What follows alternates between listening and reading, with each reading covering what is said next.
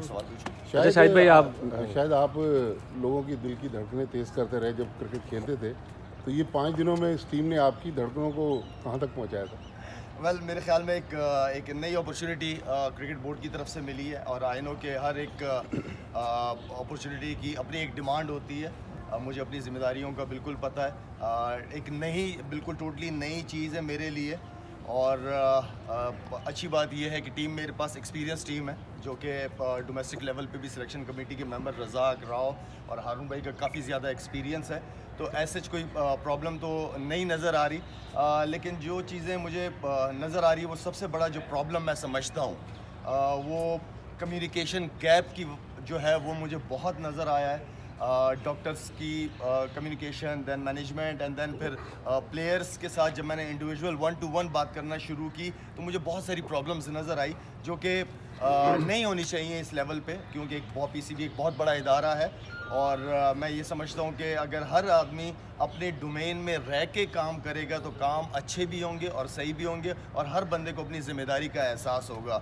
तो मुझे ये ज़िम्मेदारी मिली है और इस ज़िम्मेदारी को जो भी मेरे पास ये न्यूजीलैंड की सीरीज़ है मेरी और मेरी सिलेक्शन कमेटी के साथ जो मेरी बात हुई है, मेरी ये चाहत है, ये ख्वाहिश है कि हम जाते जाते पाकिस्तान की एटलीस्ट 2 टीमें लाजमी बनाएं कि हमारी बेंच जितनी स्ट्रॉन्ग होगी, हमारा जो लड़का अंदर खेल रहा होगा उसको ये एहसास होगा कि मेरे पीछे एक लड़का बैठा हुआ है। तो बैकअप हम तैयार करते ही नहीं है और प्लेयर फिर खेल रहा होता है, फॉर्म में होता है या बगैर प्रेशर के खेलता है कि अब मेरे पीछे तो कोई है नहीं। तो मेरी और सिलेक्शन कमेटी की ये कोशिश है कि हम जाते जाते 2 टीमें पाकिस्तान की लाजमी बना के जाएं। अच्छा शाहिद भाई अभी क्यूरेटर्स को आपने क्या हिदायत की है, पिच का मुआयना किया है, ऐसे 2 दिन में क्या चमत्कार हो जाएगा कि वो पिच जो है वो बहुत अच्छी हो जाएगी? देखें एक जो मेन चीज़ है वो हमारे हाथ में कोशिश है। हम चाहते हैं कि पाकिस्तान की क्रिकेट आगे की तरफ जाए। जिस तरीके की पिचेस पे हमने पास्ट में खेला है इससे पाकिस्तान कभी भी दुनिया में नंबर 1, नंबर 2 या नंबर 3 नंबर पे आ ही नहीं सकती। टेस्ट टीम कभी नहीं बन सकती। हमें अपने फ्यूचर के बच्चों को तैयार करना पड़ेगा। उनको हमें एक अच्छी कंडीशन देनी पड़ेगी, अच्छी पिचेस देनी पड़ेंगी। ऐसी बात नहीं कि पाकिस्तान में पिचेस नहीं बन सकती, बिल्कुल बन सकती हैं अगर बनाने दिया जाए तो मैं ये समझता हूँ कि हम चाहते हैं कि अच्छी तगड़ी पिच पे मिले। हमारे नए लड़के डेब्यू करते हैं, उनको वो कंडीशन मिलनी चाहिए बॉलर्स को। अब अगर देखा जाए तो 40-40, 50-50, इवन के 60-60, 70-70 ओवर कर रहे हैं स्पिनर्स, उनकी उंगलियां ख़त्म हो जाएंगी। फास्ट बॉलर है वो इस ऐसी पिचों पे जब जान लगाएंगे उनकी इंजरीज़ होना शुरू हो जाएंगी। हमने अपने फ्यूचर को देखते हुए हम समझते हैं कि अच्छी पिचेस पे हो ताकि हमारे प्लेयर जब पाकिस्तान से बाहर जाएं खेलने के लिए तो उन्हें प्रॉब्लम ना हो। साउथ अफ्रीका, इंग्लैंड, ऑस्ट्रेलिया जैसी पिचेस पे हमें प्रॉब्लम ना हो। तो हम फ्यूचर को देखते हुए इस चीज़ को मद्देनज़र रखते हुए कि हमें एक अच्छी पिच पे खेलना चाहिए, एक बाउंसी अच्छा ट्रैक जिस पे बॉलर्स भी इंजॉय करें और बैट्समैन अपनी बैटिंग को भी इंजॉय करें। और मेन चीज़ ये है क्योंकि देखें हम भी टीवी पे मैच देखते हैं, जिस तरीके की क्रिकेट, जिस तरह की पिचेस पे क्रिकेट होती है, ना आपका क्राउड आता है ना हम इवन के इंजॉय कर रहे होते हैं क्रिकेट देखना। तो मेरे ख्याल में एक्साइटमेंट होनी चाहिए। अच्छा शाहिद भाई ये बताइएगा कि आप कल जो है वो फ़खर जमान और हारिस सोहेल का फिटनेस टेस्ट भी खुद ले लिया, सिलेक्शन भी खुद कर ली, तो एक तासुर ये है कि 1 मैन शो चला रहे हैं आप, तो इसके हवाले से क्या कहेंगे? देखिए मेरा हमेशा से बिलीव है अगर मैंने खुद स्ट्रॉन्ग होना है तो मैं अपनी पावर को हमेशा अपने सिलेक्शन कमेटी के जितने भी मेंबरान्स हैं मैं उन तक लेके जाता हूँ।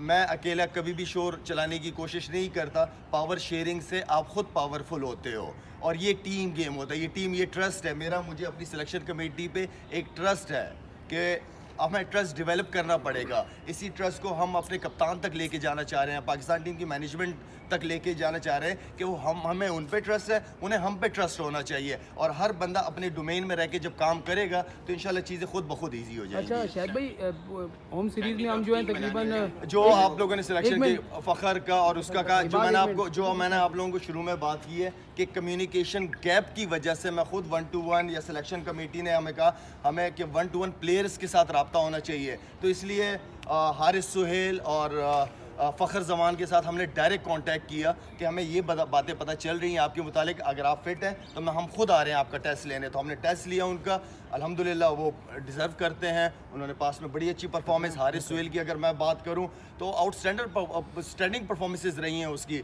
46-45 की उसकी ODIs की एवरेज है पे, 54 डोमेस्टिक क्रिकेट, यूटिलिटी क्रिकेटर है, स्पिन करता है साथ में बॉलिंग। तो ऐसे प्लेयर को हमें बिल्कुल इग्नोर नहीं करना चाहिए। अगर शर्जील खान भी वापस आए तो उसकी अच्छी परफॉर्मेंसेस की वजह से होता ही है कि हम एक प्लेयर को डेवलप कर देते हैं एंड देन फिर भूल जाते हैं उसको, फिर नए की बात करते हैं कि नया टैलेंट। हमने अगर किसी प्लेयर पे इतना इन्वेस्ट किया है तो वो प्लेयर को ठीक है वो जाएं डोमेस्टिक क्रिकेट में, अपनी अच्छी परफॉर्मेंसेस करें, अपने फिटनेस लेवल का ख्याल रखें और वो बिल्कुल वापस आएंगे। अच्छा शाहिद भाई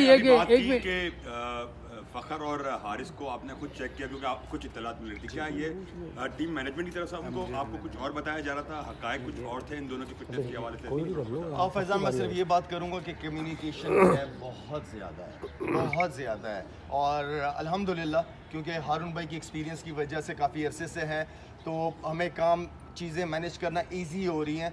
असल चीज़ ये है कि सिलेक्शन कमेटी की अगर चेयरमैन कोई भी, मैं हूँ नहीं हूँ, जो भी है, वो एटलीस्ट प्लेयर्स के साथ 1-to-1 खुद कांटेक्ट में रहे ताकि उस तक इंफॉर्मेशन बिल्कुल सही मिले। अच्छा शाहिद भाई ये बताइए कि 7 मैचेस हम होम ग्राउंड में खेले बाबर की कप्तानी में, तो इस तरह के रिजल्ट हमारे पास नहीं आए। क्या आप समझते हैं कि अब बाबर को चेंज करके उसको बैटिंग पर तवज्जो देने की जरूरत है कि वो बैटिंग पर तवज्जो दे, इससे उसकी बैटिंग भी मुतासर हो रही है? देखिए बाबर आजम आप लोगों की जो टीम का, हमारी टीम का बैकबोन है, माशाल्लाह से टॉप परफॉर्मर है।